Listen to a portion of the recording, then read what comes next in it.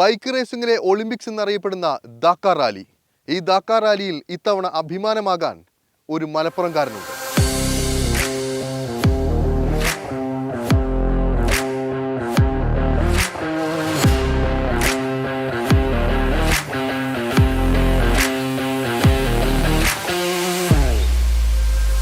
ദക്കാർ rally bike റേസർമാരുടെ സ്വപ്ന മത്സരവേദി. ലോകമെമ്പാടുമുള്ള bike റേസർമാർ അരയും തലയും മുറുക്കിയെത്തുന്ന ആ മത്സര കളരിയിലേക്ക് ഇത്തവണ ഈ മലപ്പുറംകാരനുണ്ടാകും ലോക ബൈക്ക് റേസറാകാൻ.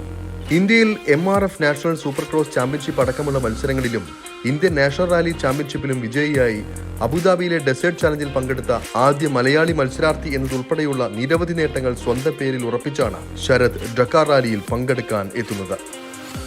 കൃത്യമായ പരിശീലനവും അർപ്പണബോധവും ഒന്നുകൊണ്ട് മാത്രമാണ് ഈ 28കാരൻ ഈ വലിയ നേട്ടത്തിന് ഒരുങ്ങുന്നത്.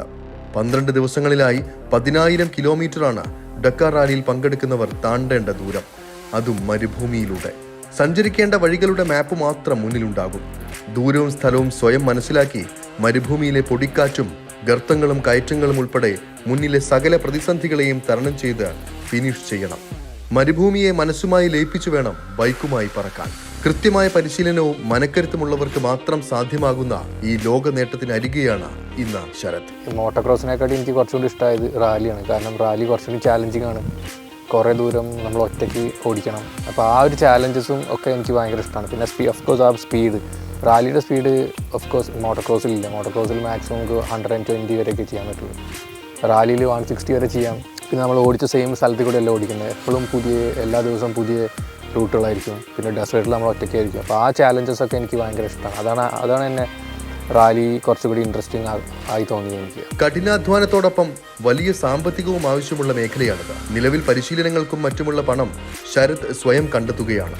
എങ്കിലും തന്റെ കഴിവും താല്പര്യവും മനസ്സിലാക്കി സ്പോൺസർഷിപ്പ് നൽകി തന്നെ പിന്തുണയ്ക്കാൻ ആരെങ്കിലും എത്തുമെന്ന പ്രതീക്ഷയാണ് ഇന്ന് ശരത്തിനുള്ളത്. ശരത് മോഹന്റെ തീവ്ര പരിശീലനം തുടരുകയാണ്. 2025 ജനുവരിയിൽ സൗദി അറേബ്യയിൽ നടക്കുന്ന ദക്കാർ റാലിയിൽ ഓരോ മലയാളിക്കും അഭിമാനമാകാൻ ഈ മലപ്പുറംകാരന് സാധിക്കട്ടെ. ദുബായിൽ നിന്നും അരുൺ പാറാട്ട്, 24.